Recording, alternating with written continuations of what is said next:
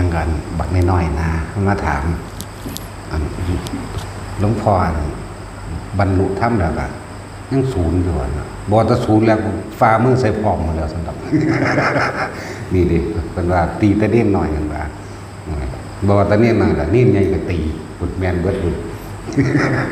นิ่มใหญ่ก็ถือด้วยกัน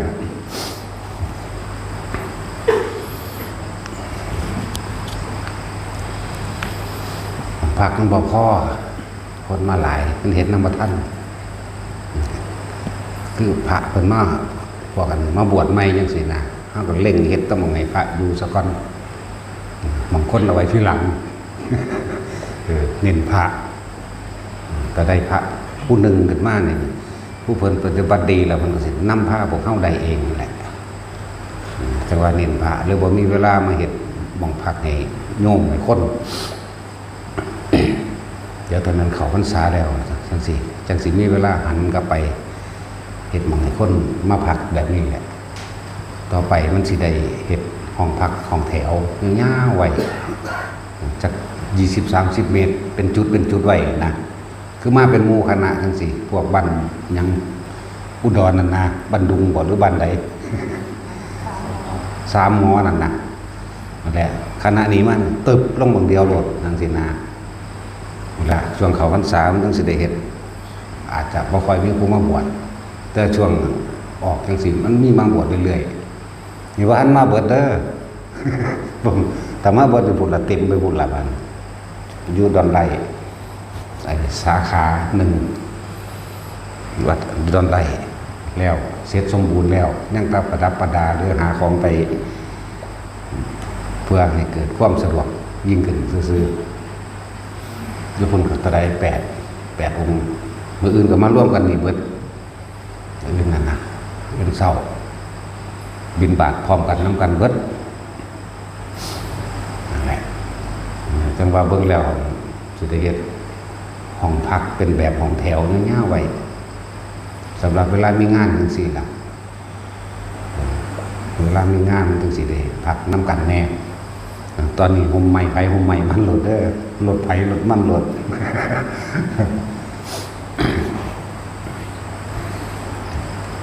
พอถึงปีหน้าดอก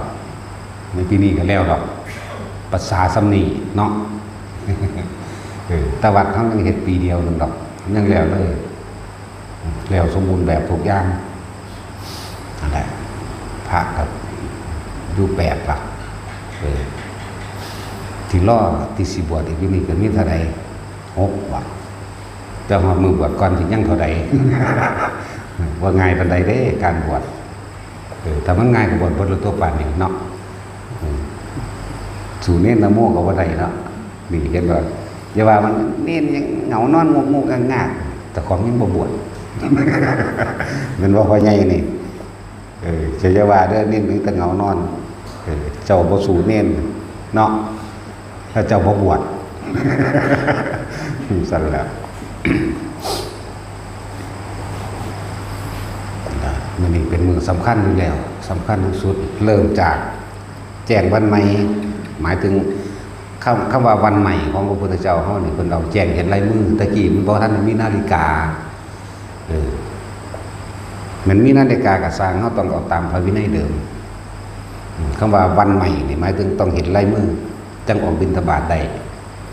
นั่นแหละแจ้งวันใหม่นรกทั้งเบิดหยุดนรกเปรตสุรกายทั้งหลายหยุดการทรมานมูสัตว์เพราะว่ามันเป็นมือสำคัญอย่างเดียวก็คือเป็นวันสุทธิจิตของพระพุทธเจ้าเฮาเริ่มจากแจ้งเห็นลายมือนรกการนี่หยุดบัดปล่อยให้พวกที่เคยเป็นมารดาบิดาแลนหารับส่วนบุญจากลูกที่ทำบุญทำทานแล้วอุทิศส่วนกุศลให้ผู้เป็นนั่นแหละจะบอกว่าบางอย่างเฮาได้ผิดพลาดลงไปแล้วการกระทำชาติเดียวสั้นๆการกระทำในเพียงชาติเดียวสั้นๆอาจได้รับผลอกุศลกรรมอย่างเจ็บปวดแสบร้อนนั่นนับอสงไขยไม่ธรรมดาเด้พวกเจ้าคิดว่าพวกเจ้าอายุยืนดิเทียบอายุเทวดามันข้าวเดียวนึงเด้สัมพศ80 ปี100 ปีนี่เมื่อกี้นี้เธอไปไหนมานี่จังสิ สาวไปเก็บดอกไม้ตกใจซื่อๆเกิดเป็นคนมาได้ลูก2 คนอายุ80 ปีตายกลับไปเมื่อกี้เธอไปไหนมาเนี่ยคิดเบิ่งเอาเมื่อกี้พวกเข้ากันว่าโดนบ่น่านบ่มันไม่ได้โดนเด้แหละแต่ว่าการกระทำอันเกิดจากจิตเจตนาอันเกิดจากอารมณ์เฮานี่แหละมีคำว่ากรรมก็คือความคิดแล้วก็มีความรู้สึกบ่พอใจโกรธเกลียดบางทำลายผู้อื่นให้เสียชีวิตทรัพย์สินเอาชนะนี่เอิ้นว่ากรรมแต่ว่าสิ่งใดที่บ่ได้เจตนาบ่ได้เอิ้นว่ากรรมเด้อเจตนาออกจากความรู้สึกของเฮาเลยนี่กรรมมันสำเร็จแล้วเพิ่นว่าจึงว่าเจตนาหังภิกขเวดูก่อนภิกษุทั้งหลายขึ้นชื่อว่าเจตนาคือการตั้งใจที่จะกระทำเลยขึ้นชื่อว่าเป็นกรรมได้สำเร็จแล้วลงสู่อารมณ์ความรู้สึกของเฮาแล้วฝังไปแล้วบ่สูญหายไปไหนบ่สูญหายเด้เจ้าอย่าคิดว่ามันหายอย่าคิดว่ามันลืมเด้อมันบ่ลืมเด้นั่นแล้วสิเว้าเรื่องที่มาก็เว้าประจำนั่นล่ะว่าเนาะ ที่มาของพระโมคคัลลาช่วยมารดาพ้นนรกนะพระโมคคัลลากับภาษาลิบุตรเป็นต้นแบบต้นอย่างพวกเฮาได้ยินแต่ว่าพระโมคคัลลาดับไฟนรกเนาะแล้วก็เอามาเป็นคาถาเป่าน้ำร้อนลวกมัน เป่าอันนั้นบางเป่าปูดอยู่มันเศร้าเอาเองดับมันโดนอะไรก็เลยพากันเป็นทองเจ้าเอาแต่คาถาพระโมคคัลลาดับไฟนรกคนเด็กเฮโลโมคลานูรรกตังโรหะคงพีทิสวาปฏิอคิปฏิกัมมปฏิเพิ่นว่ามันขังสิมันบ่แม่นเด้นั่นน่ะเพิ่นบอกเหตุที่มาซื่อมันถ้าผู้เป่าเป็นถ้าผู้เฮ็ดเป็นเขาใส่กำลังชาญเด้อว่างจิตเป็นกลางให้ว่างแล้วก็ใส่ปัทมฌานวิตกหมายถึงการคิดนึกโดยความเมตตากรุณาแก่บุคคลที่เฮาสิเฮ็ดให้นั้นวิจารณ์กระทองสืบต่อโดยว่าหวังว่าให้ผู้นี้หายปิติตังมีเป็นเครื่องยืนยันเด้อพวกที่ใส่แนวนี้แต่ว่าเอาแค่เอาบทนำคือคาถานำซื่อๆเด้มันเศร้าด้วยกรรมรังจิตกำลังชาญเด้มันบ่ได้เศร้านำบทคาถาเด้บ่ได้กระทองได้ตัวเนาะภาษาในจังสี่บ่เรียนหนังสือบ่ได้อ่านบ่ออกก็ความจำมีอยู่นี่มันจะอ่านออกมันกระทองสวดมนต์ได้เบิดตัวมันจำได้ลองน้ำมูกระทองได้เบิดตัวอย่าเฝ้านอนเด้อฟ้ามือได้มีคนหลายปานนี้อดเอาได้จังไมพองถึงได้ดิลูกบักฮานี่เราได้นั่นแหละเป็นที่มาของคำว่าอุลัมพนสูตรว่าโดยพระสูตรพระศาสดาตรัสเว้าเทศเรื่องว่าพระโมคคัลลาช่วยมารดาพ้นนรกที่มามันบางพบเพิ่นระลึกถึงอายุไขของเพิ่นเองหมายถึงเพิ่นสิเข้าสู่ปรินิพพานแล้วพระโมคคัลลาระลึกเบิ่งแล้วแต่ว่ายังอันใดน้อที่บ่อาจสามารถที่เฮาบ่ทันได้ทำหน้าที่เต็มที่ระลึกไปก็ไปเห็นแม่ตกนรกแม่ในภพชาติพูนแต่สมัยพุทธเจ้าอนุมาทัสสียังตกนรกอยู่พวกเจ้าคิดเบิ่งรู้มันโดนขนาดใดนั่นแหละแม่อีกภพชาตินึงอยู่ในคูตานรกกินของหมูดของขูดของเน่าแม่อีกศาสตร์หนึ่งอยู่ในโลกวันนรกเย็นจนแตกคือน้ำแข็งแตกออกตายเจ็บปวดคือยังมาแล้วทั้งสั้นครับภาษาลีบุตรก็คือกันเด้พระภิกษุ30 รูปเดินทางมาบัดสิเขามากราบพระพุทธเจ้าพอได้ไปเห็นแม่ภาษาลีบุตรอยู่ในระวังแม่น้ำโลหินีเขาเจ้าขามมาแล้วเปรตนั่งนั่นตัวนั้นเขาไปกราบไหว้หมู่พระภิกษุ30 องค์นั้นบอกว่าพระคุณเจ้าหูจักลูกผู้ข่าวหูจักแม่หูจักลูกผู้ข่าวบ่ว่าซั่นลูกผู้ข่าวชื่อว่าสารีบุตรว่าซั่นนางสารีบ่ทันได้ตายเด้ภิกษุเหล่านั้นว่าบ่แม่นอัตภาพนี้อัตภาพที่5คนนั้นหมายถึงว่าเป็นแม่ในศาสตร์ที่5เด้ไล่ขึ้นหลังไปศาสตร์ที่5หิวอยากให้ลูกซอยเฮ็ดจังใดซั่นตอนนี้หิวแม่นบ่นอนลงเปรตใหญ่ตัวนั้นสูง80 ศอกร่างกายต้องรับความเจ็บปวดแสบร้อนอย่างหนักเพราะว่ากรรมเจ้าของเฮ็ดไว้นั่นแหละพระนั้นก็เอาบาตรไปตักเอาน้ำ น้ำขางน้ำแม่น้ำแล้วมาเทใส่ปากเบิด30 บาทถามว่าอิ่มหรือยังจะว่าแต่อิ่มเลยพระคุณเจ้าลวงลำคอลงไปแม้เพียงแค่หยาดฝนเดียวก็บ่มีอยู่สั่นเพิ่นก็ยังความสนใจแล้วเพิ่นก็ไปฮอดไปเห็นเขาภาษาลิบุตรก็บอกมารดาของท่านในอัตภาพที่เท่านั้นเป็นเปรตอยู่ข้างแม่น้ำโลหินีจังซั่นแล้ว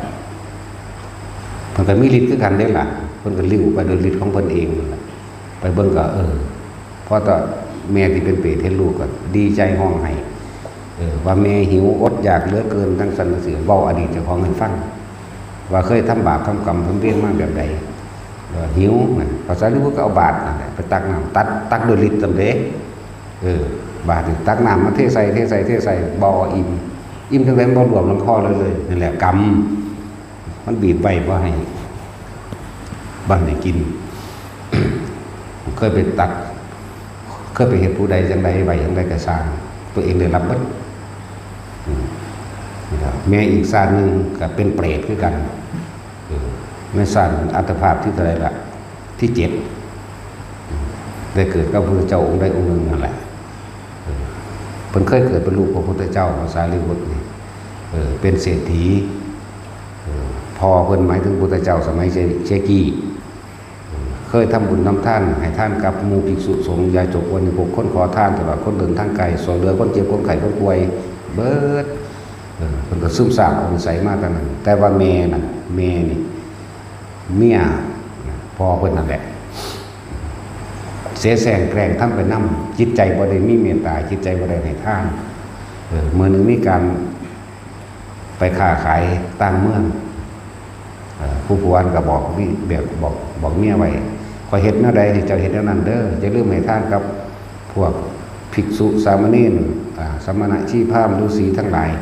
ตลอดทั้งคนเดินทั้งไกลมันก็รับปากจ้าตั้งแต่มันแถลงว่าซื่อมันใส่แล้วภาษาที่บทต้องกันยังกำลังเป็นหนุ่ม15-16 ปีประมาณนี้พอไปฆ่าตั้งแดนแม่เนี่ยเลิกรวมกันให้ท่านทั้งหมดเลยแล้วก็ด่าท่อหมู่ภิกษุสงฆ์ทั้งหลายพวกสมณะหัวโลนกินฟรีสู้นี่เวียกงานการประสานหาขอคนอื่นกินเสือกกินดีกว่าคนอื่นอีกทั้งถึงงานบ่ทำสู้ไปหากินขี้มูกน้ำลายพวกสมองหมาสู้ไปหากินสมองหมาพวกคนจากการงานไปหากินขี้ไปหากินขี้มูกไปหากินน้ำลายนี่ไล่เห็นบ่นั่นแหละพวกคนถูกคนยากมาขอกับบ่ได้ให้ท่านคือเก่าไล่เขาบอกแบบเดียวกันดูถูกท่มน้ำลายคือน้ำลายใส่เขาอีกมันธรรมดาป่ะแหละก่อนหัวจะเดินทางมาพอดีนั่งป่วยเป็นโรคล้มตายแล้วก็ตกนรกเราจะเกิดมาเป็นเปรตได้นี่บ่ได้เป็นง่ายๆนี่ต้องตกนรกซะก่อนจักก็ล่ะจะมาเป็นเปรตชนิดที่ลึกๆสำเร็จเปรตที่มีร่างกายใหญ่ร่างกายสูงเป็นชนิดที่2ที่3ไปหมดเด้หรือที่1หมดละพวก88สอบเป็นชนิดที่1พวก80สอบทั้งลดลงมาจนเหลือเปรตธรรมดาพวกปราชตุชีวิเปรตอาศัยอาหารอาศัยเครื่องรู้จักญาติทำบุญให้เด้นั่นแหละมีตัวอย่าง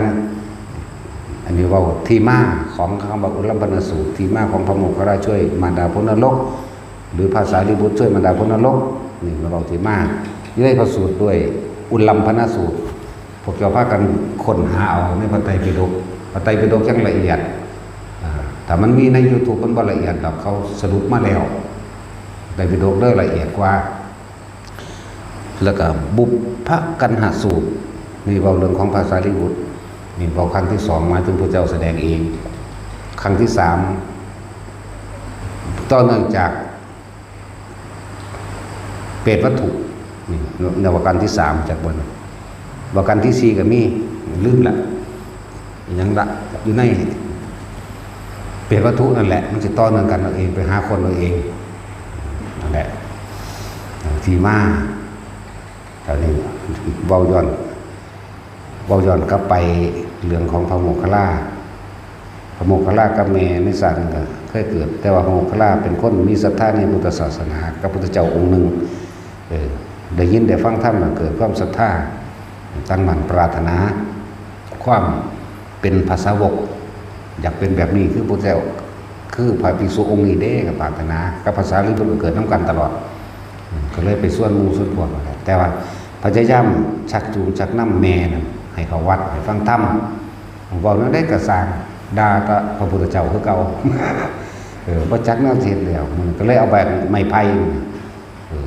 ดำไม้ไผ่ไม่เขียนคำวันนะโมตัสสะพระพุทโธละโตสัมมาสัมพุทธัสสะเขียนรอบไม้ไผ่ไว้เพื่ออยากให้แม่อ่านเพื่ออยากให้แม่จำ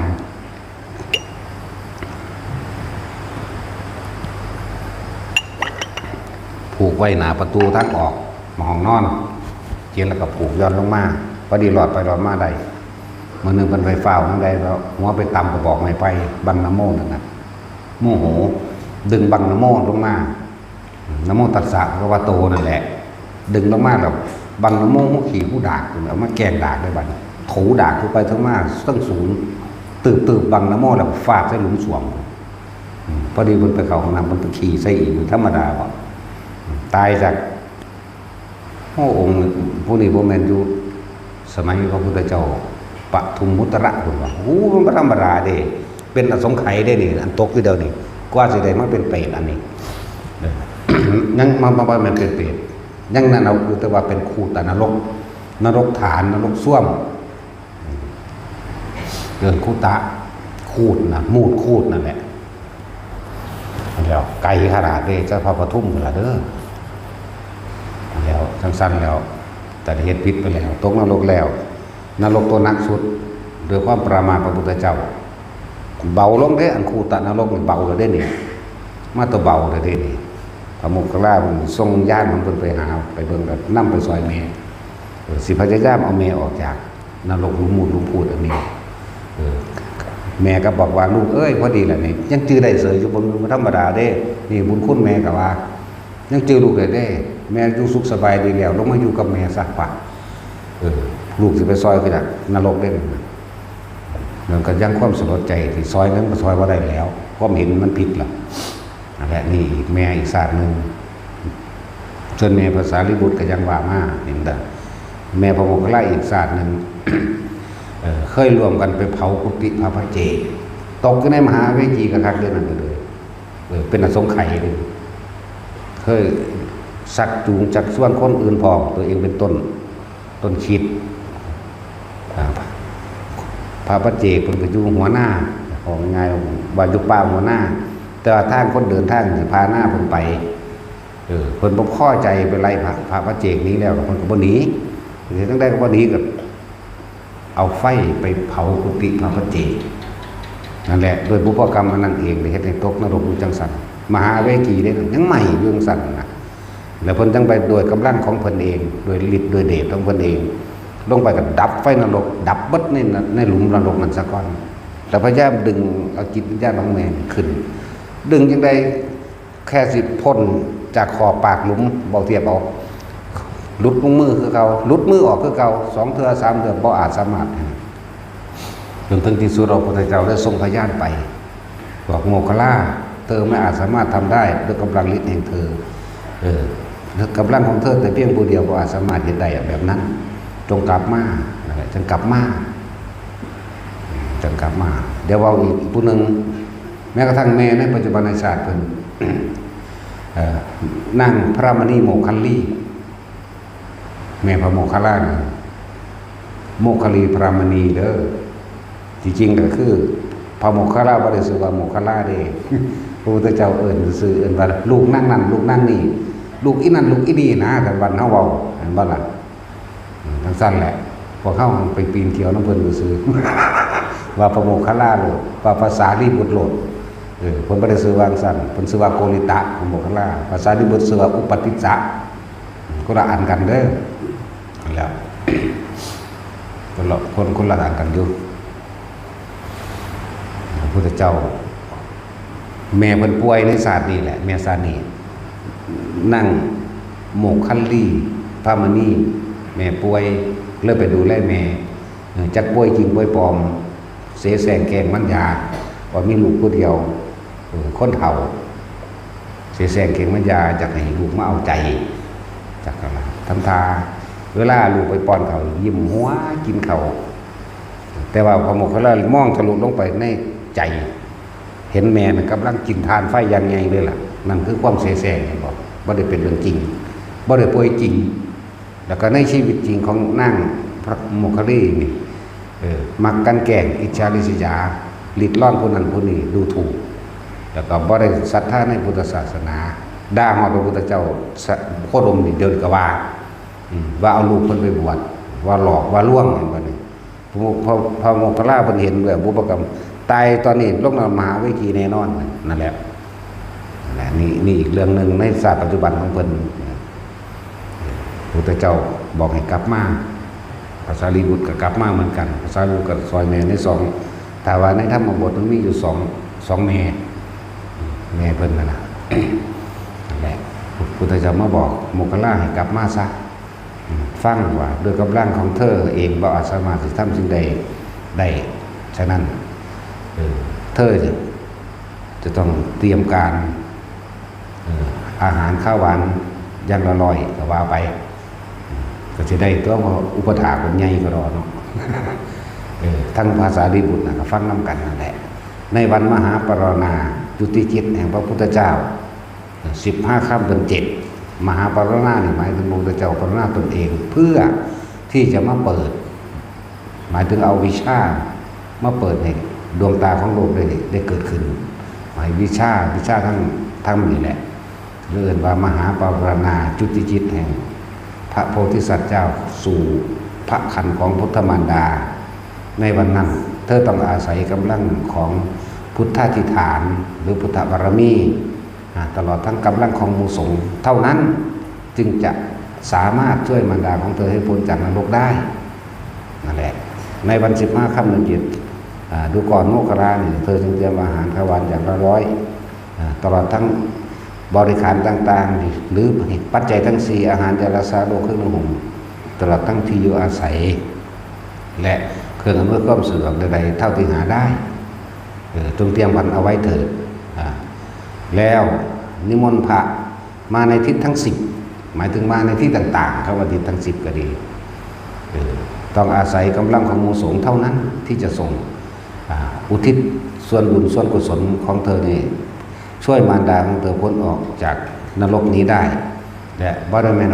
แค่ชาตินี้ชาติเดียวเลยบุค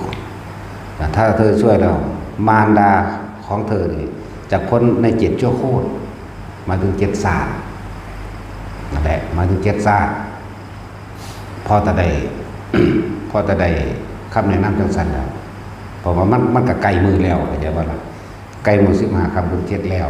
ในอาทิตย์หนึ่งนั่นแหละในอาทิตย์หนึ่งน่ะมันไกลแล้วผมก็เริ่มไปหาปรณาขึ้นปรณาคือผู้ที่อุทิศตนว่าถ้าพระคุณเจ้าต้องการอย่างให้บอกขาน้อยนะนั่นแหละมันมีแต่เศรษฐีตั้ง9 คนคนเนาะอุปถากไหมตั้งวิสาขาแน่พระเจ้าปัสเสนแน่พระเจ้าพิมพิสารแน่พระเจ้าอุเทนแน่โอ้ยหลายกระดอกหลายพระเจ้ากระดอกตลอดทั้งเศรษฐีทั้ง9 องค์นี่นั่นแหละนางเขมาแน่นั่นแหละอาณาปินติกะเศรษฐีแน่พวกนั้นเอาปันใดได้แล้วคุณเลยพระเจ้าพิมพิสารเป็นผู้สร้างกุฏิ4 หลังให้พระโมคคัลลาพระเจ้าปัสเสนเป็นผู้สร้างกุฏิ4 หลังให้ภาษาลิบุตร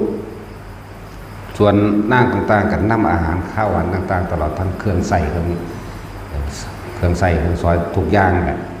เครื่องอำนวยความสะดวกอย่างต่างๆถวาย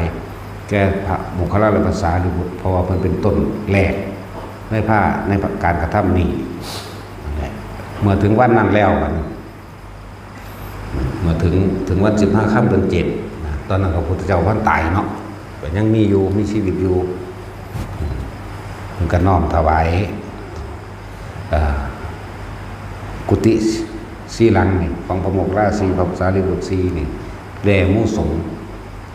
ขอภิกษุสงฆ์จงรับภิกษุสงฆ์ก็สาธุคือรับแล้วบ่หาตัญญางไปจับเข้าใจบ่ บ่ได้ย่างไปจับบ่ได้เอาได้ฝ่ายผูกยาวๆมากคือคนสมือนี่เด้ นั่นแล้วกุฏิวิหาร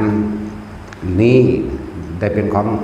ข้าพเจ้าแล้วข้าพเจ้าขอถวายต่อหมู่สงฆ์นี่เห็นบ่ล่ะขอภิกษุสงฆ์จงรับเนี่ยเป็นสาธุซื่อๆได้ล่ะแล้ว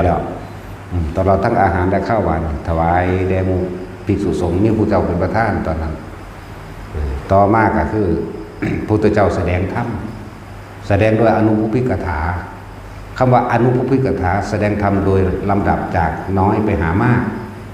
โดยเรื่องของท่านอานิสงส์แห่งท่านเรื่องของศีลอานิสงส์แห่งศีลแล้วก็เรื่องของภาวนาอานิสงส์ของภาวนาแล้วก็เรื่องของปัญญาว่าด้วยอริยสัจสี่ปฏิจจสมุปบาทนี่แหละเป็นที่มา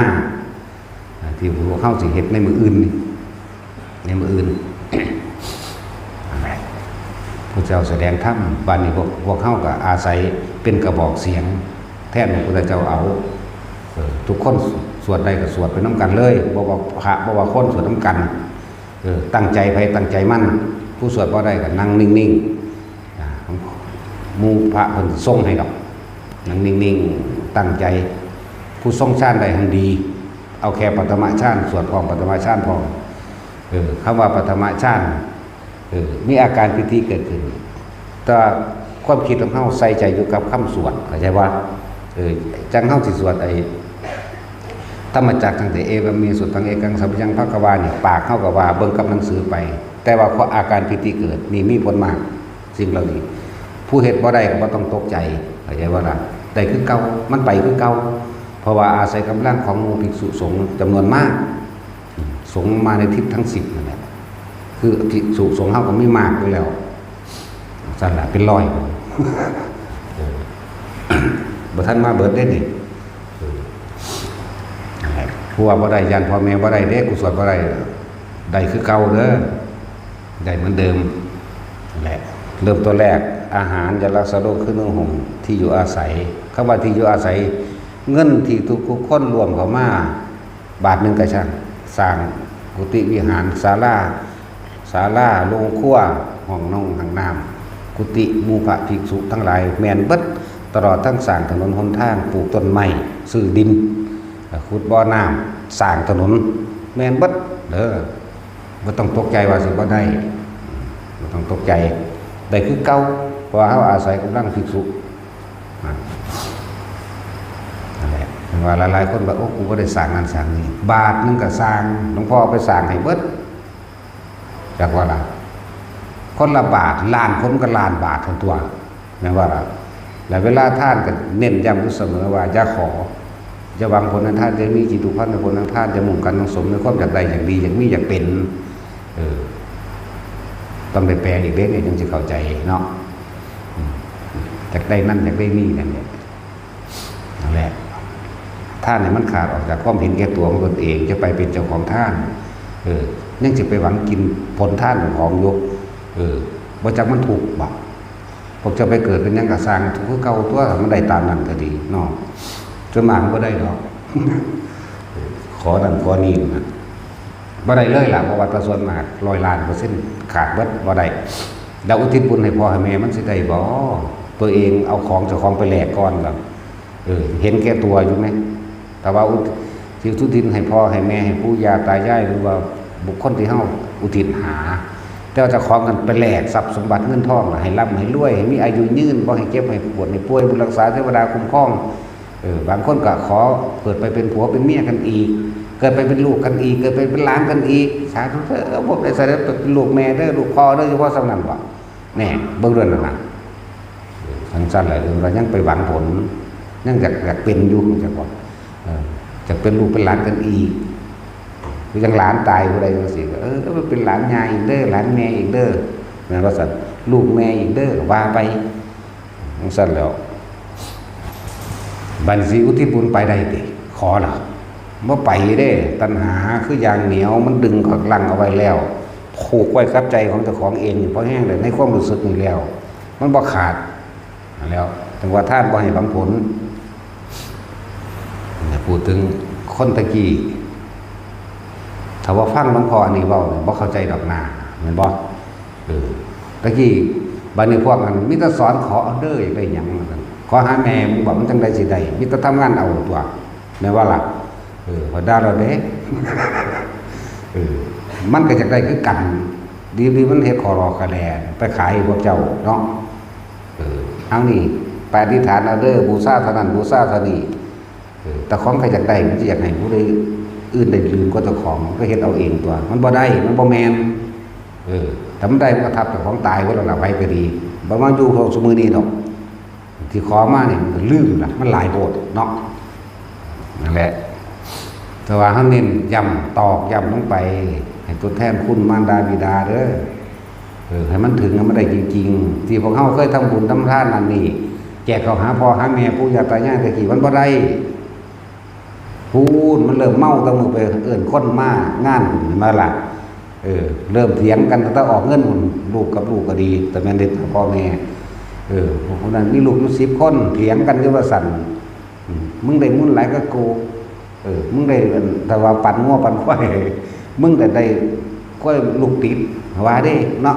กูได้ทีเดียวสวัสดิ์กูสิได้เถียงกันย่านเจ้าของออกเงินหลาย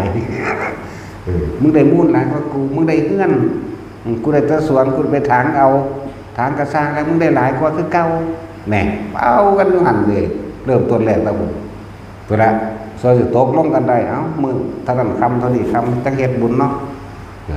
เริ่มหาเหล่าหายังมาแจกยายกันกินแล้วบัดนี้เอายังนั่นนี่เฮาเอาควาย2 โตหมูมันตื่นบ่เนาะยันว่าพ่อคนกินแน่บางทีคิดขาแล้วมันเมาแต่ที่แรกแล้วล่ะตาเหล่าที่แรกแล้วเดี๋ยวนี้จังจ้างหนังจ้างหมอลำมาใส่อีกได้ไหมเนาะหรือเรื่องบันเทิงต่อไปมันจะไปได้เป็นบุญมาตั้งไหนพอคนบ่เข้าใจคำว่าบุญคือความสงบเย็นบุญอันเกิดจากการให้ทานต้องไม่หวังผลในทานบ่มีจิตอุปในผลในทานบ่อยากได้หยังบ่อยากเป็นหยังแม้มันก็สงบภายในใจภายในความคิดเกิดความรู้สึกโล่งๆโป่งๆตัวอันนี้บ่ได้สงบแล้วเราร้อนและกังวลในความอยากได้เลยอยากเป็นคิดเอาโยสั่นท่านไปท่านมามันบ่ได้จักเตืออะไรโอ้กูเฮ็ดบุญมาหลายแมงแล้วบ่เฮ็ดวางสิได้หยังเด้จังซั่นครับอันนี้นั่นแหละต้องมาฟังแบบนี้เด้อจังเข้าใจความรู้สึกเจ้าของแท้ๆยังบ่รู้คนนั้นเนาะความคิดเจ้าของความรู้สึกเจ้าของยังบ่รู้ตัวเองแล้วจังมีผู้บอกผู้สอนแบบนี้มันสิเข้าใจน้อมกับมาเบิ่งดูไผก็ดีที่เฮ็ดมาเคยผ่านมาแบบนั้นบ่1,000,000%บวก1,000,000%อีกคูณเลยก็ได้ทำนายถึงเบิดอยู่นี่เนาะเห็นบ่พ่อใหญ่นี่ก็ได้เจ้าเฮ็ดแบบนั้นแม่นบ่1,000,000%จังซั่นแล้วนั่นแหละแต่ละคนบาดนี้เฮาให้ตั้งใจในการทำทานอุทิศถึงมารดาบิดาเพราะสิ่งที่หายากในอันดับที่5ที่1คือพุทธเจ้าเกิดที่2ผู้ปฏิบัติธรรมผู้นำธรรมพุทธเจ้าออกมาแสดงจังซี่อันที่5ก็คือบุคคลผู้มีความกตัญญูนั่นแหละแต่ว่าให้พากันตั้งใจว่าเฮามีปัจจัยทั้ง4อาหารยารักษาโรคเครื่องห่มที่อยู่อาศัยตลอดทั้งเครื่องอำนวยความสะดวกหลายๆอย่างที่ว่ามาหลายๆอย่างนั่นแหละคือผ้าวาดอกแต่ก่อนตั้งแต่เฮาทานมามันบ่มีผลบ่ได้อานิสงส์หยังมีแต่ความโลภขวางตัวเองเบิดต่อมาก็รู้สึกว่าสิเป็นผู้ผ้าวาสกรที่แรกขอผลทานบุญกุศลกรรมดีผลทานคือทานที่เฮาเฮ็ดไปแล้วตะกี้มันบ่มีผลมันบ่ได้อานิสงส์พวกเราไปแลกของเบิดแล้วแลกรวยแลกอายุยืนแลกบ่ป่วยแลกสนะแลกให้อยากได้นั่นจะเป็นนี่เห็นบ่ล่ะสั้นตัวปันมันเลยบ่มีผลหยังบ่ได้อานิสงส์แต่ว่ามันบ่หายไปไหนเป็นของเฮามันเดิมแต่ว่ามันบ่แพร่กระจายออกเข้าใจว่าล่ะจึงบอกว่าผลทานบุญกุศลกรรมดีที่ข้าพเจ้ากระทำมาแล้วตั้งแต่อดีตนี่จนถึงปัจจุบันณขณะนี้จงถึงแด่มารดาบิดาของข้าพเจ้าที่มีมาแล้วในอดีตจนถึงปัจจุบันชาตินี้ทั้งหมดขอมารดาและบิดานี่จงรับส่วนบุญและจงเกิดความสุขเถิดสาธุสิพาเว้าอันนี้เข้าใจว่าล่ะแต่ว่าอันสิเว้าไปก่อนนั่นก็ส่วนหนึ่งต่างหากพอสิเว้าไปก่อนเบิกทางไปก่อนนั่นผู้ใดสิเว้าท่านบ่ท่านก็สร้างแต่ในความตั้งใจของเฮามันมีไว้แล้วแต่เมื่อวานนี้เข้าใจว่าล่ะมันไปคือเก่าคนที่ได้รับคนแรกเลยคือมารดาบิดาเท่านั้นติดจากสามีซะก่อนแต่ผู้บ่ท่านได้ตายก็บ่รับใจ จากบอกผู้ว่าท่านได้ตายเพราะท่านได้นับจากบอกนับ1 2 3 4 5 6 7คือ7ภพศาสตร์คุณรับทั้งเบิดเอาเฉพาะที่ทุกข์เอาเฉพาะที่ในอันนรกเปรตแม้กระทั่งเดรัจฉานนั้นเกิดเป็นหมาอยู่กับสร้างควายอยู่กับตามกบเขียดปลาอยู่กับตามเขาสิเสียชีวิตได้เมื่อนั้นหลังจากเขาอุทิศไปเสียชีวิตจังขึ้นจังหลับแล้วจังขึ้นไปสู่สุคติคือสวรรค์เป็นต้นอันนี้ก็คืออยู่กับเวรกรรมของเขานั่นว่าจะสวรรค์ชั้นสูงหรือชั้นต่ำกับเรื่องของเขาต่างหากแต่ว่าพ้นเข้าใจว่าล่ะง่วยมันพ้นจากหม่องมันทุกข์ได้แล้วก็เอาตัวเนาะแล้วว่าอย่างนี้ทุกคนเข้าใจเวลาพวกเขาทำท่านจะพากันขอหลายสิอุทิศบุญไปใส่มันบ่ไปมันบ่เป็นบุญทานเพิ่มทุกข์บุญเพิ่มบาปทานแล้วเล่าร้อนกระวนในความอยากได้อยากเป็นแต่ว่าบุญเพิ่มบาปกระวนกระวายบางทีขวเข้าไปเฮ็ดอันแจกข้าวหาพ่อหาแม่นะทางภาคกลางว่าทำบุญอุทิศหานะหรือทำบุญ100 วันมั่งพวกคนจีนก็ว่าอีกเหมือนกันแต่มันของท่านกับบริสุทธิ์คือไปขามากจริงๆเนาะไปมีเหล่าเขามาปนกับขาดวัดแล้วว่าได้ยังนะแถมสามีมหรสพครบงานหรือเลิกเหมือนเทิงอีกมีถึงกับอารมณ์เราหลอดในกิเลสตัณหามันจังได้สิไปจังว่าความสำคัญในมือนี่แน่ซึ่งมันมีในพุทธประวัติอยู่แล้วได้ดิแต่มันเป็นมีผู้ใดพาเหตุจากว่ามีวัดเท่าวัดเดียวเลยในโลกตอนนี้มีวัดเท่าวัดเดียวพาเหตุเลยคนแล้วคนอีกเพื่อจะเอาพระสูตรมายืนยันว่าจะให้คนมาขวางมาบาปแล้วแต่ว่าพวกเขาจะหูไปคนเอาเองตัวในปไตยปิฎกแต่ในโทรศัพท์มันก็เขาสรุปมาแล้วอุลัมพนสูตรพระโมคคัลลาช่วยมันดาพ้นในโลกเท่านั้นแหละมันก็บอกเอาเองของมันสรุปเอาเองของมันแต่ก็ยังดีที่มีเขามีโค้งให้เขาพอได้รู้จากว่านั่นแหละไปพาเหตุแบบนี้อานิสงส์มันทั้งมีมากเลยหรอกในการยกจิตตัวเองให้สู่สัมมาทิฏฐิเห็นตามความเป็นจริงจากการอย่างนี้เดี๋ยวฟังธรรมที่เป็นเอาธรรมพระพุทธเจ้าออกมาแสดงเดี๋ยวนี้แหละให้พวกเราฟังยกจิตขึ้นสู่ที่สูงจากอบายนั่นแหละสูงจากความเห็นผิดนั่นแหละแล้วเขาจะเห็นถูกต้องตามความเป็นจริงเรียกว่าสัมมาทิฏฐิเมื่อมีสัมมาทิฏฐิแล้วความคิดอันอื่นมันก็เป็นของจริงของตรงคำบอกว่าเป็นตามจริงไปเองดอกและยกจิตขึ้นที่สูง2ยกฐานะในการเงินการงานในครอบครัวในปัจจุบันของตนเองยกฐานะคนที่เฮ็ดหยังก็บ่ขึ้นเรียกว่าบ่ได้เฮ็ดหยังก็ทุกข์เฮ็ดหยังก็ขาดทุนอย่างหลายๆอย่างนี่แหละเพราะเจ้าของบ่มีความกตัญญูคนบ่มีความกตัญญูคนธรรมอย่างอื่นก็บ่มีเด้คนที่มีความกตัญญูก็ต้องฟังธรรมจึงมีคุณธรรมอย่างอื่นเป็นเครื่องประกอบในการใช้ชีวิตนี่แหละจังว่าไพ่เห็นแบบนี้มารดาบิดาได้ขึ้นไปแล้วเขามีกำลังเขามีกำลังมีฤทธิ์มีเดชเกิดขึ้นเขาจะกลับมาซอยลูกเองแม้จะเคยเป็นพ่อในลูกกันห่างกันเป็นกับเป็นกันกระจื้อได้กันจื้อกันได้คือเก่าอย่างไรมาซอยคือเก่าคือพวกเขาเท่านี่แหละเนาะลูกเขามีก็จะของสบายก็จะของแต่เขากลับมามึงมีอันนั้นบัลลังก์เด้แม่ว่าพวกเขาเลยพวกเขาเคยเป็นพ่อเป็นแม่เราเนาะยังห่วงลูกคือเก่าเด้พวกเจ้าเลยครับรถวันเป็นเขาขี่รถบักโกโก้งามๆมากก็ยังห่วงอยู่เด้เนาะนั่นสั้นแล้วนี่แหละถึงว่าบุญคุณหาประมาณว่าใดแล้วก็มีอานิสงส์กว้างไกลเรียกว่าหาประมาณว่าใดนั่นแหละฉันว่าอานิสงส์มันมี1ยกจิตขึ้นสู่ความเห็นผิดไปสู่สัมมาทิฏฐิเป็นความเห็นถูกต้องเลยว่ายกจิตขึ้นสู่ที่สูง2ฐานะการเงินการงานของตัวเองก็จะถูกหนุนขึ้นเพราะบุญคุณของมารดาบิดากลับมาช่วยเหลือเราเหมือนเดิมคุณธรรมเฮาเริ่มมีเห็นบ่นี่บัดนี้หาเงินหาทองอะไรก็เริ่มเป็นคนมีสติใส่ยังประหยัดใส่ยังมีคุณค่าตะกี้สุรุ่ยสุร่ายกินเหล้าเมายาคิดแต่ว่าแต่ของหาได้มันสั้นแล้วอย่างอื่นอันนี้สงมันมีมากอยู่แล้วพวกเขาเคยเห็นมากพวกเขาเคยเข้าใจอยู่บ่เคยเห็นอยู่บ่ว่าพ่อแม่ได้บุญอันพวกเคยแจกข้าวหาเนี่ยไหมเห็นเอาเองกับตาอยู่บ่มีตั้งแต่คิดเอาเองทั้งเมาทั้งเบาเนาะ โอ้ยดีใจซอยพ่อแม่กู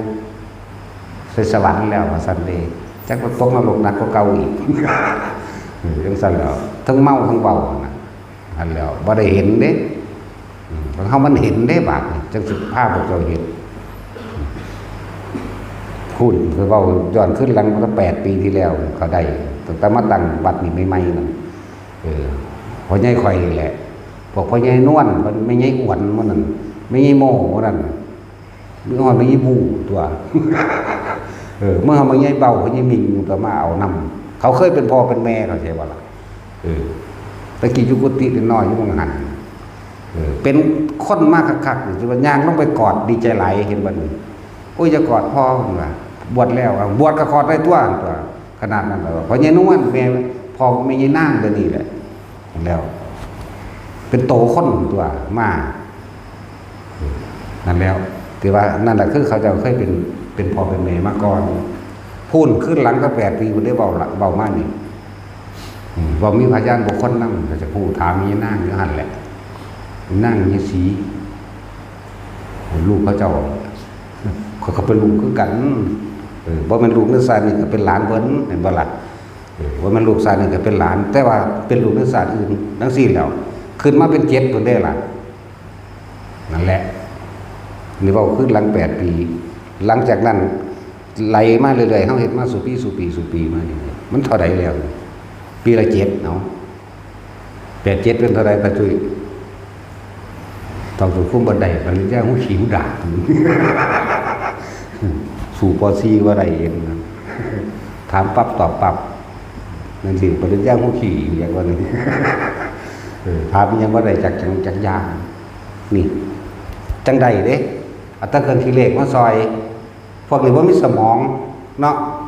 สู่คนเก่าบ่ได้สู่คนโบราณบ่ได้ว่าเขาเจ้าทอกเลยสูตรโค่นหอดบัก25เด้พอใหญ่นวลนี่เจ้าทั้งสั้นแล้วเอามึงกระทองมึงแต่แม่บัก18ว่าซั่นแม่บัด เขาได้แต่บัก12นึงแม่เวลาเพิ่นเว้าเลขจังซี่แม่ปั๊บไปโลดแม่เอากระทองเบิ่งเป็นหยังบัก23บัดนะไผสิไปได้บัดนี้สู้กันบ่ได้บัดนี้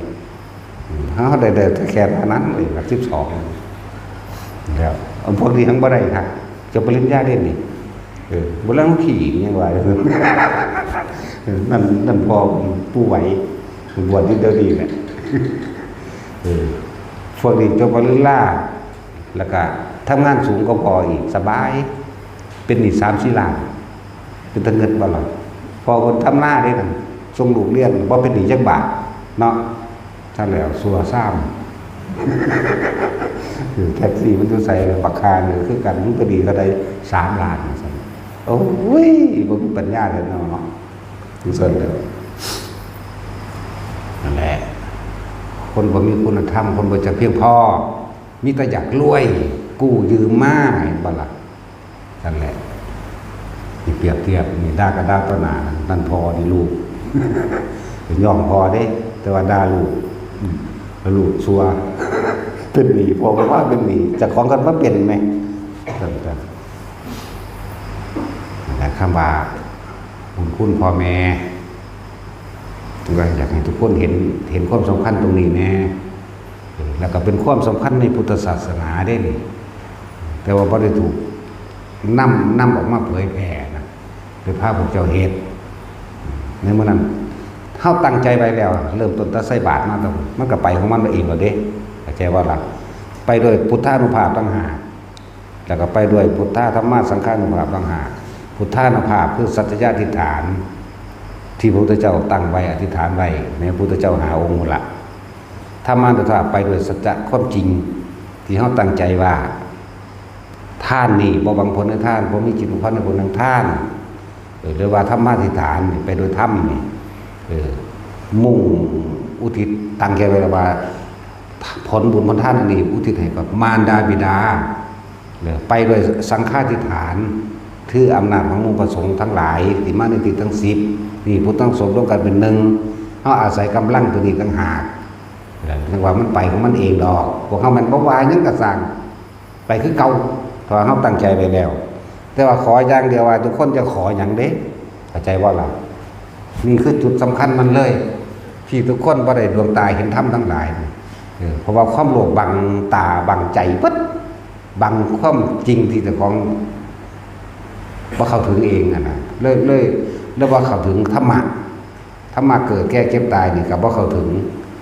สัตว์โลกเป็นไปตามกรรมกับว่าเข้าถึงต้นตะกี้ขอตั้งแต่สิ่งศักดิ์สิทธิ์มาซอยเนาะจักมันเป็นโตจังใดสิ่งศักดิ์สิทธิ์คืองูนี่วะนั่นแล้วสิ่งศักดิ์สิทธิ์พวกเจ้าพญานาคว่าเด้เนาะศักดิ์สิทธิ์หาแมงภาษานาคภาษางูซื่อคือมันรักษาคือพากันเขียนจนเป็นตำราไว้เนาะนาค7 ตนนาค12 ตนรักษาพระธาตุพนมว่าซั่นมันปล่อยให้ลมหาแม่มันหยังแม่นบ่ล่ะมันคือบ่พากันสุกไว้ปล่อยให้หญ้าให้ยุ่งขึ้นหกเหงื่อเห็นหยังสมัยตะกี้ก็ดีเนาะมันคือบ่พากันเสียหญ้าออกแม่นบ่ล่ะเวลาคนเขาเป็นรักของในวัดพระธาตุมันคือบ่พากันจำไว้ซั่นนายตำรวจไปจับเห็นหยังนี่ซ้ำนี่ก็คิดบ่ออกปัญญาอ่อนเนาะสั่นแล้วโอ้มีสมองสั่นแล้วเดี๋ยวจะไปขอให้เขาดลบันดาลอันนั้นอันนี้ให้โอ้ยแต่ของเห็นเอาง้อมดูไปสุดท้ายอยู่ผู้ใดมาดลบันดาลนี่อย่างนี้นี่เดี๋ยวจึงบอกว่าฟังธรรมเพิ่นบ่เข้าใจสิ่งทั้งหลายมันเกิดจากเหตุเท่าสารเท่าใดเท่ากระไดเท่านั้นแหละคือผลจังหาที่เฮาบ่รู้บ่พ้นจักเทื่อบ่เฮามีแต่อยากรวยเนาะก็อยากเกิดใหม่อยากเกิดไปเป็นผัวเป็นเมียกันอีกจะเกิดไปเป็นลูกเป็นพ่อเป็นแม่กันอีกนี่แหมมันบ่ได้เห็นทุกข์นี่แหมความเกิดเป็นทุกข์แก่เป็นทุกข์เจ็บเป็นทุกข์นี่แหมพัดพรากจากสิ่งที่รักเป็นทุกข์ความตายเป็นทุกข์มันบ่เห็นมองนี่ได้เลยนี่เข้าใจแต่ว่าสิมีความสุขเถอะอยู่นำกันมันอยู่มาพอแห้งแล้วเดี๋ยวนี้ไปก็เลยเนาะบางคนก็เมียตายแล้วก็ผัวตายแล้วบางคนก็บ่ทันตายแต่ว่าเถียงกันอยู่ตลอดก็ว่าล่ะสุขบางใดก็ดีจังซั่นแล้วพยายามฟังในทางเสียวเด้อเข้าใจเด้อเพราะฉะนั้นพวกเจ้าไปเห็นความคิดเจ้าของไปเห็นความตัณหาคือความอยากเจ้าของไปเห็นอุปทานคือความยึดคือความรู้สึกเจ้าของที่อยากให้มันเป็นแบบนั้นแบบนี้แหละเรียกว่าตัณหาและอุปทานเลยบ่เห็นลากลึกของมันแหละจังสั้นความสุขจริงๆมันมีแต่ละคนมันเห็นหรือยังมันพ่อหรือยังตั้งแต่เฮาหามานี่เนาะได้หรือยังพ่อเราบ่เงินกับพ่อเราบ่จังซั่นแล้วบ่มีพ่อบ่เป็นนั่นแหละจึงเวียนว่ายตายเกิดเพราะความบ่พ่อนั่นเองให้ทุกคนหันเข้ามาเบิ่งความคิดเจ้าของติดเรื่องใดทุกข์เรื่องใดเป็นห่วงไผทุกข์จริงๆก็เกิดจากสิ่งอันเป็นที่รักนั่นแหละคือเฮาหักลูกหักหลานนั่นแหละคือเฮาหักพ่อหักแม่หรือเฮาหักหยังก็แล้วแต่ทั้งเบิดเลยล่ะล้วนแล้วแต่เป็นความอาลัยอาวรณ์ความผูกความพันต่างๆปรุงแต่งไปเพื่ออยากคือพ่อแม่หักลูกนี่แหละอยากให้ลูกมีความสุขอยากให้ลูกมีทุกอย่างอยากให้ลูกเป็นทุกอย่างให้มีฐานะมั่นคงว่าบ่มีหยังมั่นคงจักอย่างหรอกมีแต่อนิจจังอนัตตาเบิดนี่แหละบ่มีอีหยังกี่ลังอย่างอื่นจักอันเสื่อมสลายสู่ความแตกดับ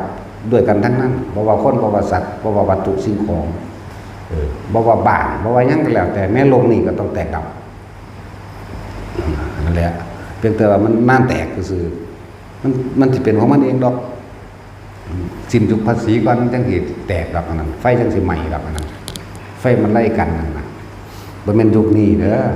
ยุคนี้แค่ว่า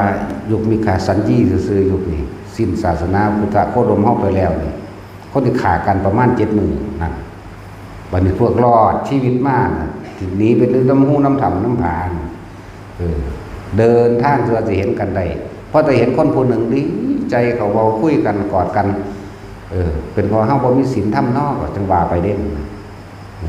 ตอนนี้เฮาอยู่ตะวันทำการพุทธศาสนาแท้ๆเป็นหยังเฮาคือบ่ดึงเข้ามาสู่ใจเฮาเนาะเพื่ออยากพ้นก็ดีความเกิดเป็นหยังก็สร้างทุกข์เบิดเทวดาก็ทุกข์พวกเจ้าได้คิดว่าเทวดาบ่ทุกข์เด้สิ่งที่เทวดาเขาปรารถนาที่สุดเป็นสุคติของเทวดาเป็นหยังพวกเจ้าว่ามนุษย์นี่เด้มนุษย์นี่ได้เป็นสุคติของเทวดาที่เขาปรารถนาความมาเกิดแปลว่าพวกเขาจะกลับไปเกิดเป็นเทวดามนุษย์เป็นภพที่สามารถทำได้ทุกอย่างเป็นแดนกลางๆสร้างบุญกุศลถึงแม้กระทั่งจนถึงที่สุดแห่งปฏิภาณก็สร้างในโลกมนุษย์ พระพุทธเจ้าตรัสรู้ในโลกมนุษย์เทวดาครับบ่ได้สั่งสมไว้มันไปบ่ได้เด้ต้องสั่งสมเขาก็สั่งสมตอนเป็นคนนี่เด้คือพวกเฮาเป็นคนเดียวนี้คือว่ามันบ่ถึงนิพพานก็ไปเป็นเทวดาไปเป็นพรหมเห็นบ่ล่ะ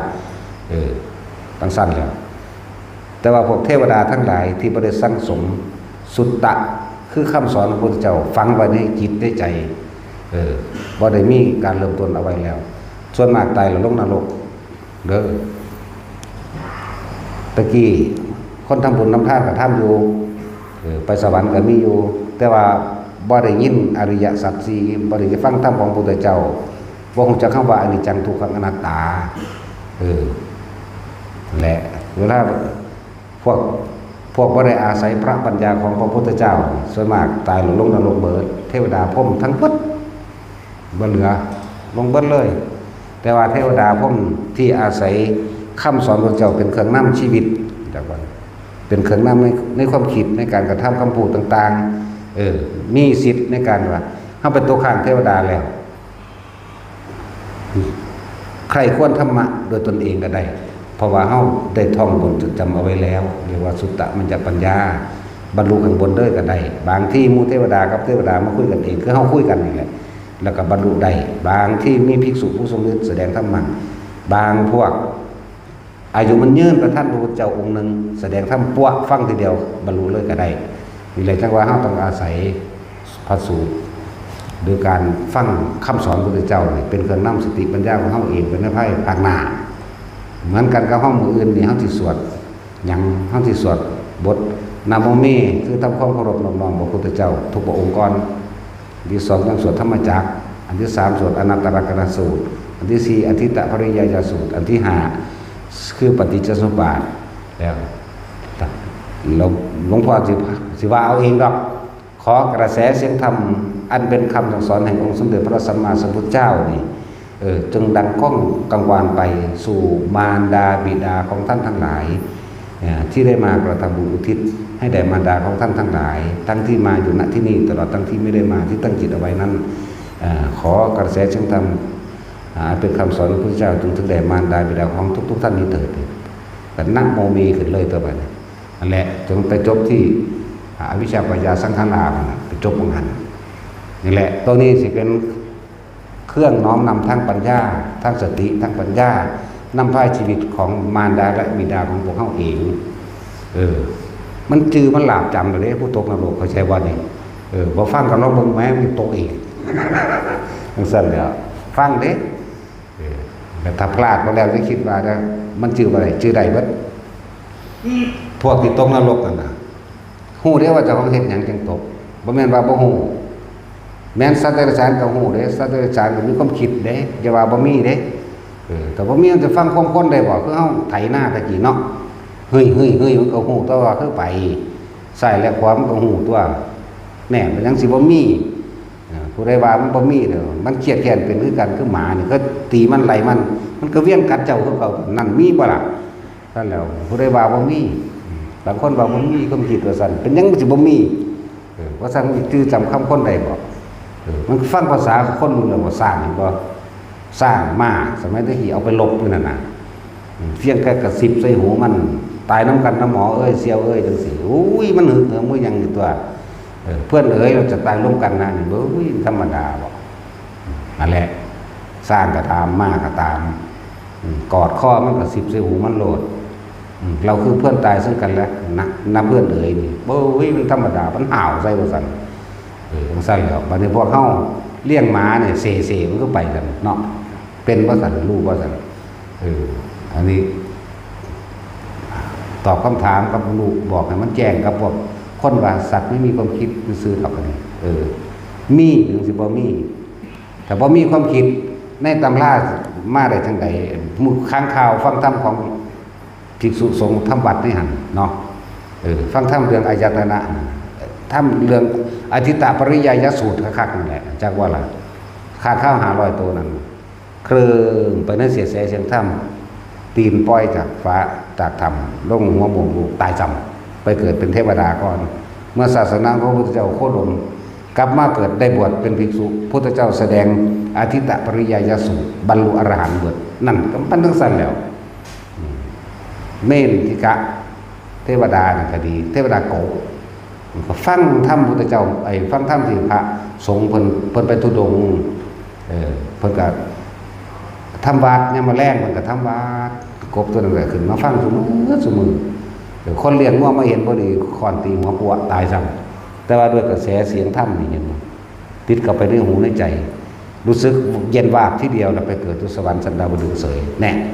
สั้นตัวตั้งมาโคสกะเทพบุตรบ่ได้ฟัง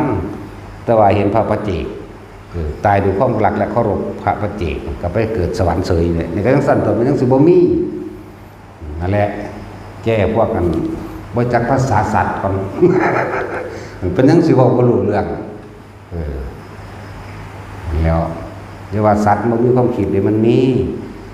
บ่มีแต่สังเสชะนี่มันต้องแยกเป็นระดับจะมาเว้าร่วมไงแจกว่าสังเสชะบ่มีอันนี้สัตว์บางชนิดไม่มีสัญญาจังบ่ล่ะบ่มี สัตว์แล้วคือสังเสชะนั่นเองบ่มีอันนี้พวกเฮาบ่จักหรอก สิคาดอธิบายอยู่ดูฟังไปเรื่อยๆเอาสังเสชะบ่มีเด้อพวกนี้มีแต่เนื้อหนังไว้รับร้อนรับหนาวบอกรับเจ็บรับปวดพวกนี้กับคำถามยังอีกล่ะที่ว่าอุทิศบุญให้เลยพอเลี้ยงไม่เลี้ยงเพราะว่าได้เด้อก็ต้องเคยเป็นพ่อแม่กันมาก่อนในอดีตศาสตร์ทั้งนั้นแหละมันจะมาเป็นพ่อเลี้ยงไม่เลี้ยงกันเหมือนเดิมสำหรับคนที่เลี้ยงอย่างดีเด้บ่แม่นสำหรับคนที่เอามาขาอันนี้เป็นศัตรูกัน เป็นผู้อาฆาตกันดอกกันทั้งสั้นจะมีอย่างอีกดอกที่ว่าเขาถามมามันยังปุ๊บลืมละถ้ามันคิดออกแท็กซี่มันบ่มาบ่หานี่นะมันอยู่พุ่นดิไปพนาแต่เขาถามยังมันมาแนวใดดอกลืมแล้วแต่เน้นเฮาจุดหมายมื้ออื่นนั่นเฮาท่านยังก็สร้างเด้ออย่าขอจักบ่มันสิตัดผลที่ส่งไปหาพ่อหาแม่ยังเห็นแก่ตัวอยู่อย่าขอเด็ดขาดท่านซื่อๆโลดบ่หวังผลในท่านบ่มีจิตผูกพันในผลในท่านบ่ได้ปลูกการสังสมในความอยากได้อยากดีอยากมีอยากเป็นใดๆทั้งสิ้นแม้ท่านลักษณะนี้ท่านจนเกิดความเคยชินไปนิพพานได้ฟังดีๆเด้อจิตเฮาบ่มีที่ตั้งไปตั้งในความอยากได้บ้านแบบนั้นอยากได้รถแบบนี้หรืออยากเป็นยังจะเป็นผัวเป็นเมียกันอีกจะเป็นพ่อเป็นแม่เป็นลูกกันอีกนี่ว่าบ่หวังผลบ่มีจิตผูกพันในผลจิตจึงบ่มีที่ตั้งบ่ได้ไปตั้งที่จุดหมายไว้ในความอยากได้และอยากเป็นท่านเลยเป็นอุเบกขาเรื่อยนี่ประกอบประดับกับการได้ฟังธรรมแบบนี้พร้อมมันบ่มีหม่องตั้งมันบ่มีความหวังมันบ่อยากเป็นหยังมันบ่อยากได้หยังว่างจิตเป็นกลาง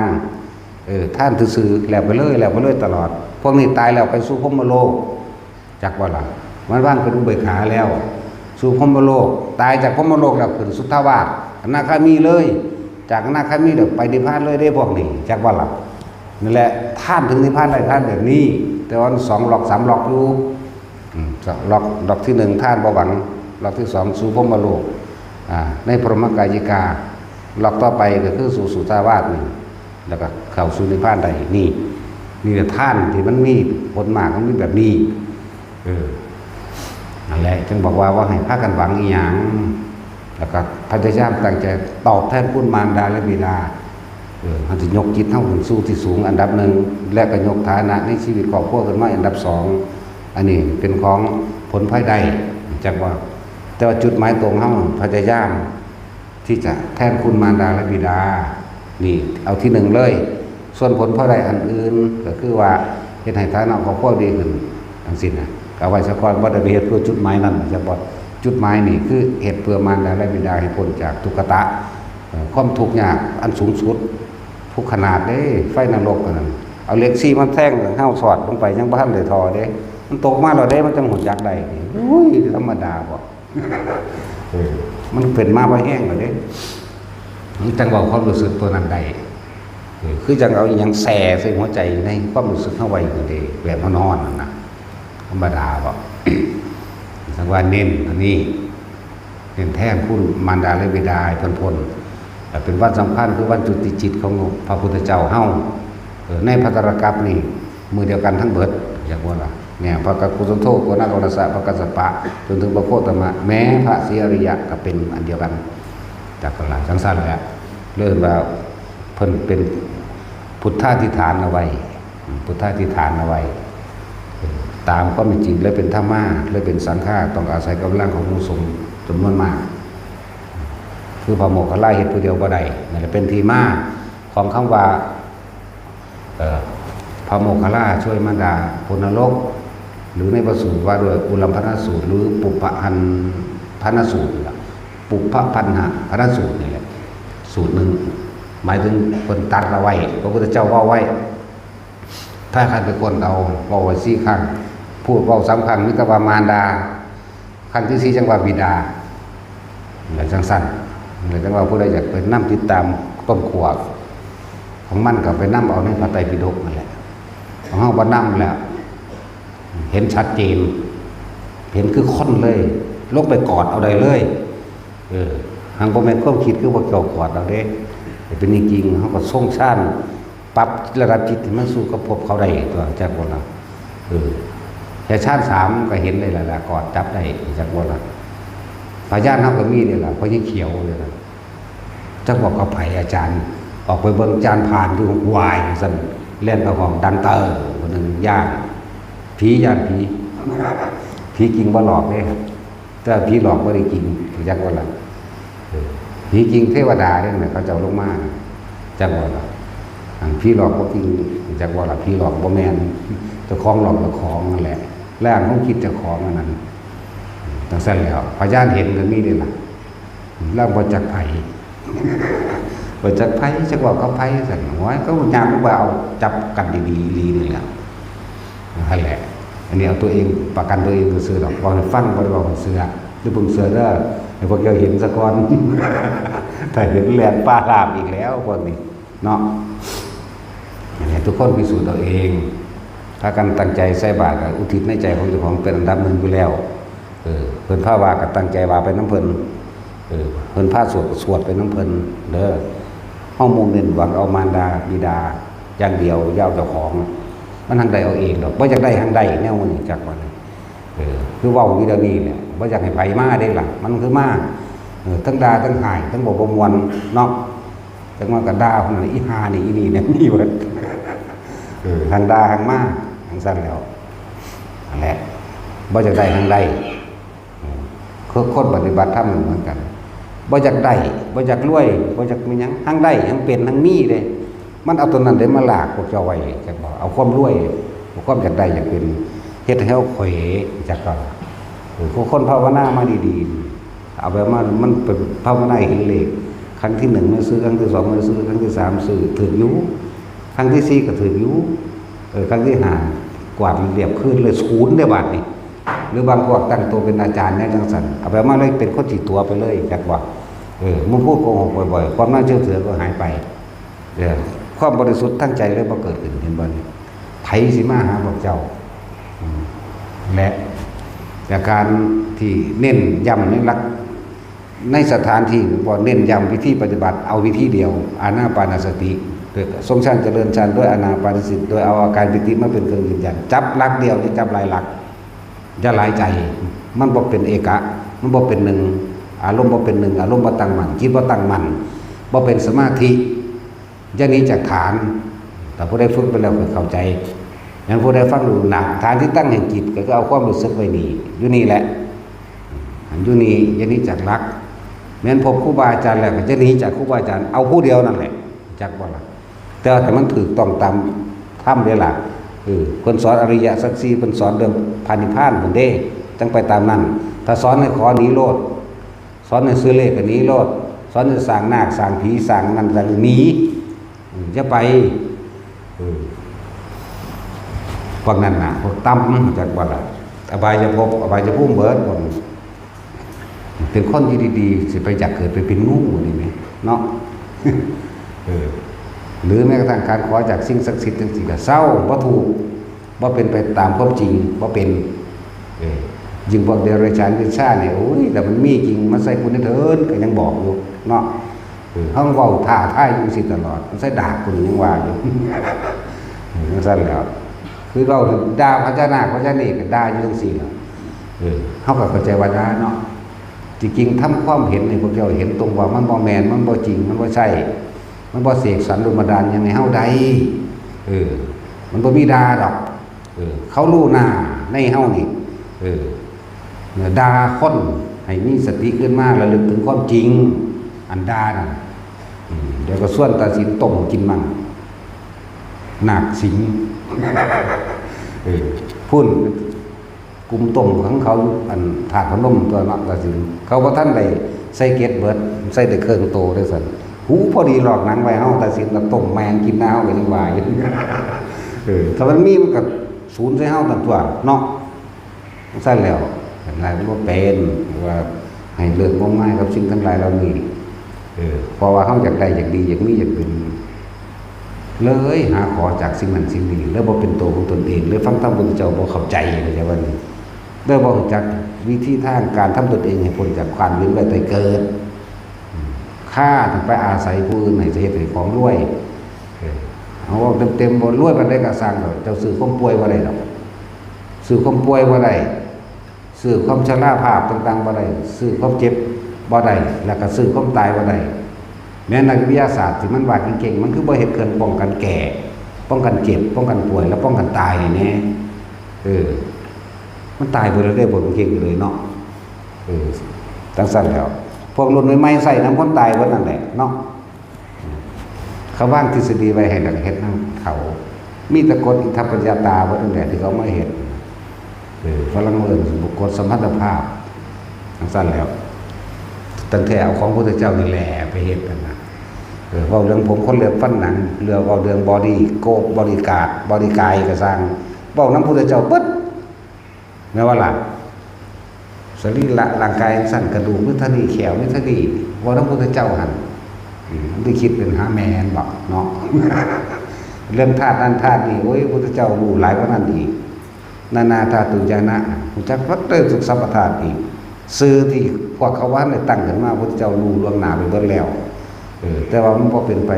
โดยความพ้นจากการเวียนว่ายตายเกิดเพิ่นเลยบ่นำมาเว้าบ่สอนเป็นหยังสิบ่ฮู้มันฮู้เบิดแล้วแหละ เป็นหยังก็เป็นไปตายเด้อไว้ก็ดีรวยก็รวยไปตาย ทุกข์ก็ทุกข์ไปตายนั่นแหละจักว่าล่ะแต่เฮาฟังธรรมะเข้าใจแล้วสุขกับทุกข์บ่ได้ขึ้นอยู่กับฐานะว่ารวยหรือจนเด็กอยู่กับการมั่นจิต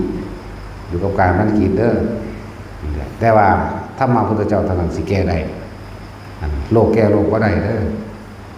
ตัณหาแก้ตัณหาบ่ได้ต้องพูดออกจากตัณหาแล้วมาแนะนำให้จึงจะได้วิธีการแก้ออกจากความเกิดความแก่ความเจ็บและความตายนั่นแหละแต่ว่าสิแนะนำอยู่ตลอดนี่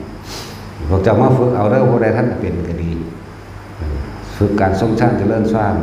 ฝึกให้มันมีวิหารธรรมแห่งตนเลื่อนแห่งใจอย่าแต่ความรู้สึกไปอยู่กับคนที่รักมันโอ้ยเป็นห่วงจังซั่นจังซี่คนที่เกลียดสูญอยากให้เขาตายมันเนาะสาปแช่งเขามันนั่นคือกำลังทำลายตัวเองล้วนๆเด้คิดเบิ่งดีๆเวลาใดก็สั่งที่เฮาโกรธเกลียดแค้นบางทำลายให้บุคคลผู้นั้นเสียหายชีวิตทรัพย์สินเวลานั้นความรู้สึกของเฮากำลังถูกทำลายโดยตัวเองเด้เวลานั้นเรากำลังทำร้ายตัวเองอย่างคาดไม่ถึงถ้าตัวเองตายหัวใจวายตอนนั้นลงนรกเลยเด้นั่นน่ะผู้ใดพาลงมันบ่มีผู้พาเด้เจ้าของได้เป็นผู้พาเจ้าของเองฉะนั้นต้องเป็นผู้นำตนเองเด้ออาศัยธรรมะเพิ่นนี่แหละ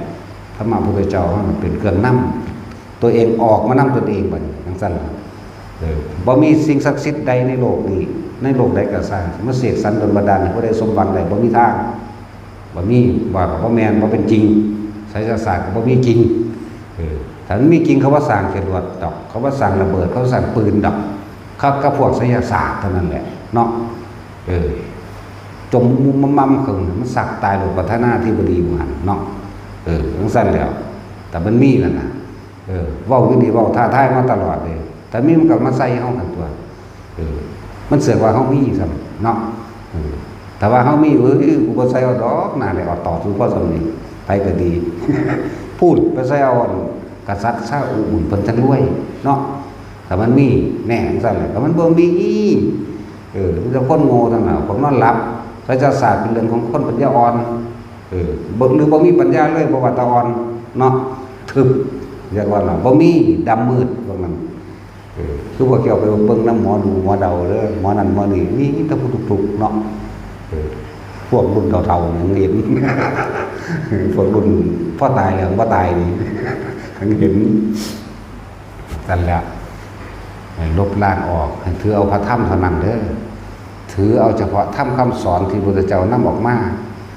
แสดงอยู่เดี๋ยวนี้แหละว่ามันธรรมหลวงพ่อนี่เป็นธรรมของพระพุทธเจ้าเป็นความจริงของเพิ่นแล้วก็ใคร่ครวญตามความเป็นจริงก็เอาประสบการณ์จริงในชีวิตจริงของเจ้าของเองเป็นเครื่องชี้วัดเจ้าของเองกับคำสอนกับพระธรรมแต่เห็นตามความเป็นจริงแล้วอีกบ่โดนมานานเมื่อสัมมาทิฏฐิเกิดขึ้นแล้วมันบ่โดนดอกไปนิพพานนั่นแล้วบ่มีผู้ใดมาละสุขละทุกข์ให้ไผได้นอกจากตนเองเด้อตนเองล้วนๆผู้อื่นเฮ็ดให้บ่ได้บุคคลผู้หนึ่งถึงความบริสุทธิ์แล้วจะทำให้บุคคลอีกผู้หนึ่งได้ความบริสุทธิ์ได้โดยเป็นอันไม่มีบ่มีนั่นแหละแล้วก็รักได้ที่จะเสมอด้วยรักตนเป็นไม่มีเหมือนกันแต่หากเจ้าของก็นำตนเองสู่ธรรมะศึกษาธรรมฝึกหัดธรรมปฏิบัติธรรมเฮาสิได้ความจริงเมื่อรักตัวเองเป็นแล้วทั้งตัวเองเห็นทางพ้นทุกข์ได้แล้วก็นำผู้อื่นกระจายความรักอันเกิดจากตนก่อนเป็นเมตตาแล้วแผ่กระจายสู่คนใกล้ชิดพ่อแม่บอกผัวเมียบอกถ้าผัวถ้าเมียมันบ่ฟังกันกับป๋าแมงโลดเข้าใจว่าล่ะจะไปหาตกนรกบกใหม่น้ำกันอีกนะยังก็เลยเนาะป๋าโลดเต่าอันผัวคัดเมียมาวัดฟังธรรมมาปฏิบัติธรรมแต่ผัวคัดป๋ามันเลยแต่เมียคัดเมียขวางป๋ามันโลดใหญ่มาจะเห็นกันตัวไม่ว่าสัตว์บัดพ่อกับแม่เลี้ยงมากระแทมันคือบ่แค่เนาะไปแค่หาแม่แบบสาโบใส่เมียหาไม่ก็ได้ตัวเป็นว่าสัตว์บ่มีดอกรักจริงรักนิรันดร์แต่บางคนนั่นน่ะบ่มีแต่ความรักของพระพุทธเจ้าเท่านั้นแหละความรักความเมตตาเท่านั้นแหละจึงเป็นนิรันดร์แท้เพิ่นบ่อยากให้คนที่เพิ่นฮักไปเกิดไปเวียนว่ายตายเกิดไม่ตายไม่อีกเห็นบ่เพิ่นจังพาสร้างสมบารมีเข้าสู่พระนิพพานเพื่อจะบ่กลับมาเกิดมาตายอีกจังซั่นตัวพวกเฮาบ่แม่นดอกบ่ทันตายมันก็ปากันไปผู้ใหม่หรอกเนาะแม่นว่าล่ะแต่ช่วยเจ้าว่าได้ปาดอกเจ้ามันเจ้าหลักเดียวอยู่ถ้าเจ้าปาทั้งใจเจ้าปาทั้งกายวันใด